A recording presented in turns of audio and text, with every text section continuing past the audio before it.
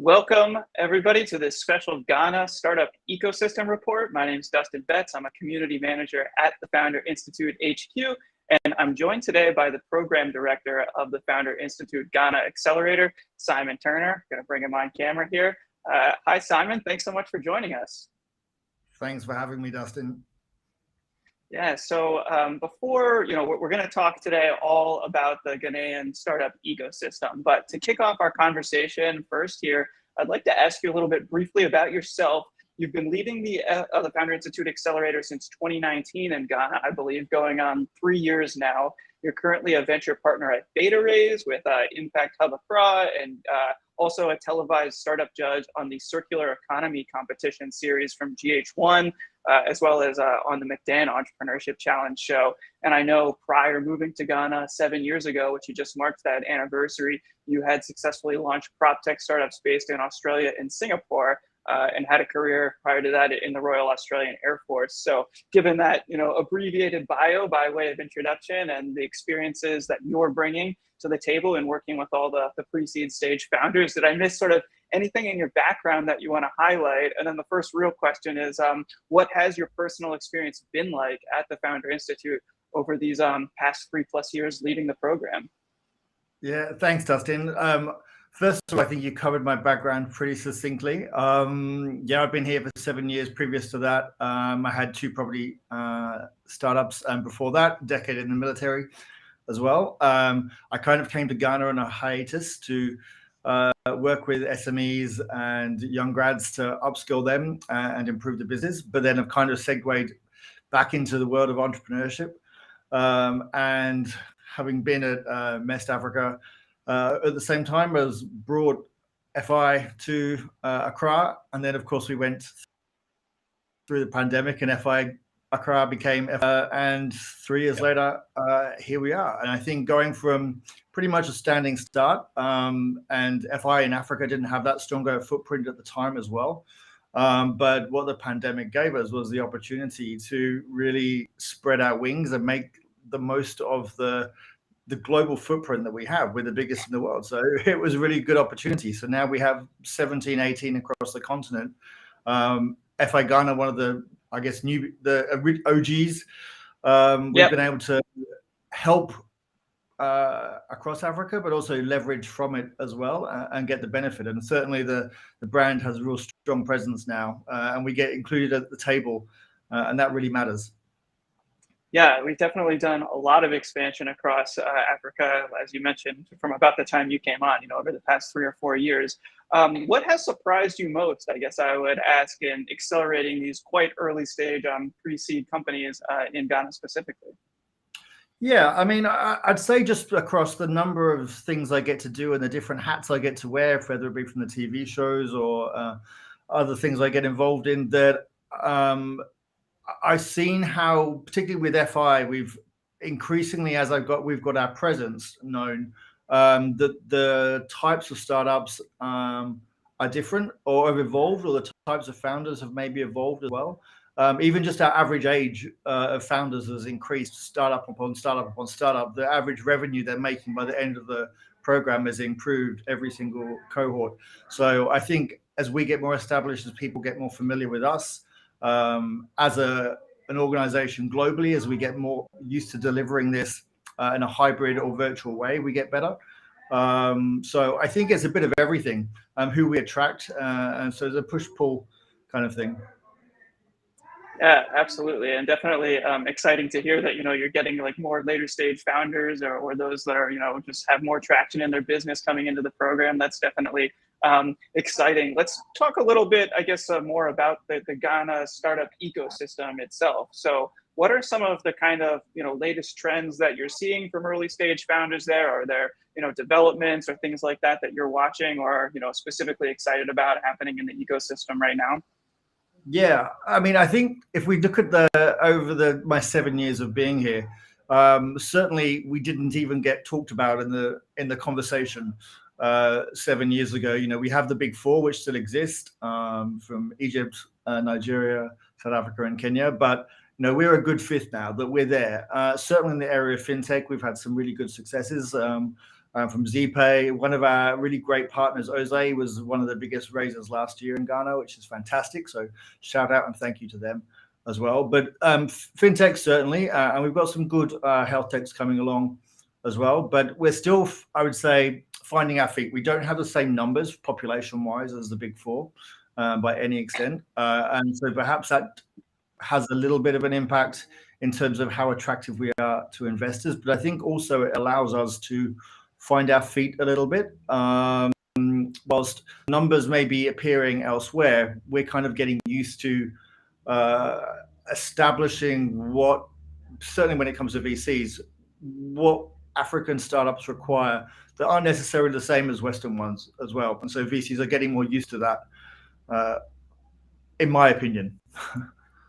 Yeah, definitely, and it's exciting, that in any developing ecosystem to kind of see that stuff, taking place. Which, yeah, it's definitely, yeah, very interesting. I mean, so you kind of alluded to sort of some of these things, but why? I guess to follow up, why is now, particularly as we kind of are, sort of coming out of the pandemic to some extent, but or at least just getting used to COVID being with us. So why is now in 2022 or this upcoming cohort an exciting time to be an entrepreneur in your view, especially in Ghana or West Africa? Well, look, I think if you're an entrepreneur in the right headspace and have genuinely identified a problem to be solved, any time is a good time. It doesn't really matter because you'll fit into it and you'll fit around the circumstances, so long as you go with the times. And so any time is a good time in that sense. But in terms of coming out of the pandemic, certainly by going through the pandemic, we were definitely accelerated our use of online payments and mobile money payments. That's been a really, really big change. So I think that's something that we're seeing that we benefited from, both being virtual and doing things like this before we really did have to do everything in person. And before the mobile money was becoming big, but now it's just pretty much everywhere throughout the country. It's accepted. So there's a whole ecosystem built around that use of mobile money now and being able to take mobile payments. And so that has a big influence, I guess, on how a lot of the startups now are positioning themselves or seeing opportunity, entrepreneurs are seeing opportunities. Yeah, I love that that idea on just the emergence of the mobile payments in the continent or specifically in Ghana, because I think it's a concept that people outside of Africa might be much less familiar with. But as you say, Yeah. like that adoption, it really empowers digital entrepreneurs to build on top of that or have ways to go out and collect payments basically from digitally. Yeah, super exciting. I want to give some Founder Institute grads a shout out, especially for any prospective Ghanaian founders who might be watching, who might be interested in possibly joining the upcoming program. Who are some of the Founder Institute alumni portfolio companies in Ghana that they might want to go check out and learn a little bit more about? Yeah, sure. I mean, before I'll preface this with, if I forget someone, forgive me for those that watch this. But I mean, our biggest success has been growforme.com. They were in the first cohort that we brought to Accra and that I ran. Nana Prempe and his team have done an amazing job. They've just closed their pre-seed. They got through into Funding Lab, which follows obviously our core program here. They got through into Series A. They're one of the top emerging startups in the whole FI network. So I can't go past without saying amazing job to them, because they trusted in us in the first place when no one else really knew us locally. But in surety, Richard also came off that program. We've had Carly from Ground Up Ghana, who went on to be in the Food and Nutrition Accelerator following this, the second one. The previous one, Etonan was speaker, a fantastic learning platform that's really they really found their feet during the pandemic, and they're working through a hybrid model of language learning. So they're starting with French, but then they're going to work through the next sort of biggest African spoken languages. So such things as Swahili, for example. Fantasy Gold, a fantasy football platform for soccer. So a whole range. Aku Books, the Audible for Africa. So we cover a whole gambit, and I'm really pleased that with every cohort we've had someone go on to be in one of the follow-on accelerators. I think that's a real cred to the team here and the quality of the startups that we're producing here. That we're not going for mediocre or anything like that. We really are trying to kick it with the best of them globally. Yeah, absolutely. Yeah, great examples there for folks to go check out to learn more about these Ghana graduates who have come through the program and are continuing to build their businesses. So you said Grow For Me, Insurarity Digital, Aku Books. I know there was one more you squeezed in there, but yeah, all really great examples. Yeah. Yeah. Awesome. So yeah, go check those out. And yeah, I think this was the last FI Ghana cohort. It was also covered in techbuild.africa, which so I know there's an online article that they can go check out to see, I think, the newest grads from the previous cohort. But so we're getting kind of closer to the end now, but we would be remiss to also not give a quick shout out to some of the terrific Founder Institute program partners for this upcoming 2022 cohort. Are there any of your partners who you want to give a shout out to here quick? Yeah, absolutely. I mean, first of all, I have to give a shout out to Oze. Oze have been with us since launch in 2019, and the fact that they were a startup earlier on, we kind of met when I first came to Ghana, and they were just finding their feet, and now they just got last year's biggest raise. That's pretty impressive. I've got to say thanks to Egality Law, who are our legal partner. We've got Bantaba, who are a new partner. They're really looking at how they bring the expertise and funding from the DIA benefit our graduates. Same with Dream VC. That is another opportunity for those who graduate from our program to get follow-on benefits beyond those that already exist within the FI global network, such as AWS and Google, etc.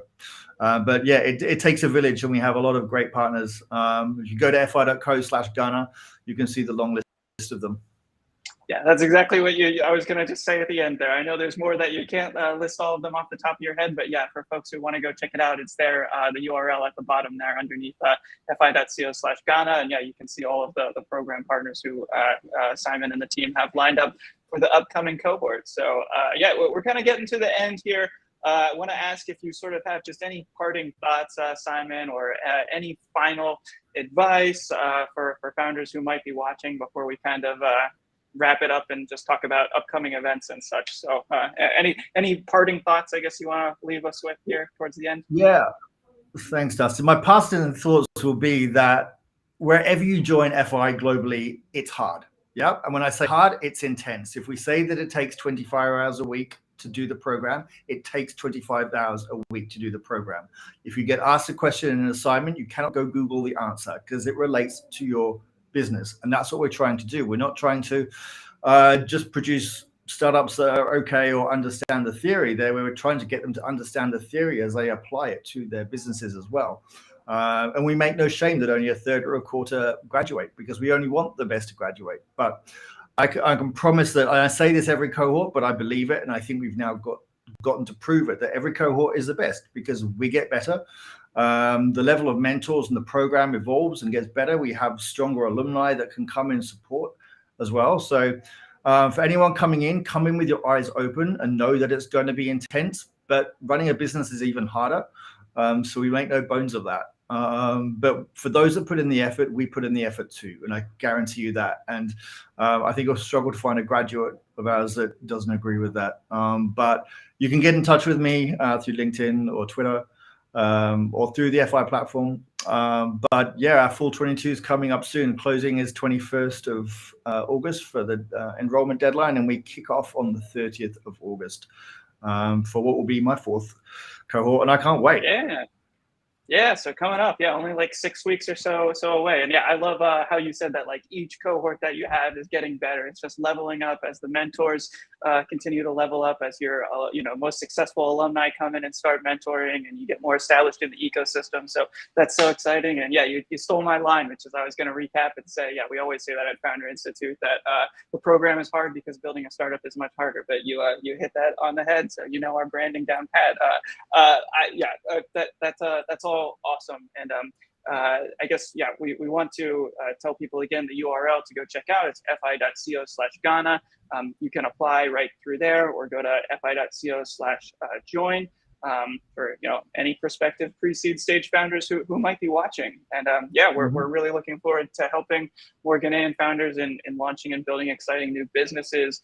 You mentioned those program deadlines. We also have some upcoming events that folks can check out. Same URL, fi.co/Ghana. You can see them. So on July 26th, we're going to have an event featuring Sam Badu of Flary, and then Bedu of Flary, and then another founder who you mentioned at the top, this alumni Grow For Me, Nana Prempe.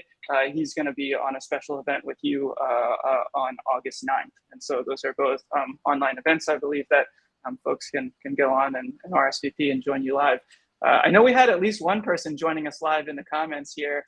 So I just want to say hi to Terrence, who's joining and raising proudly the Ghanaian flag. So that's awesome.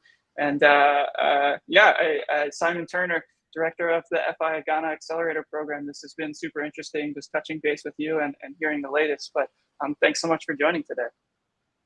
Thanks, Dustin. Thanks for everyone else for watching. Catch you later. Yeah, thanks everyone for watching. See ya. Take care.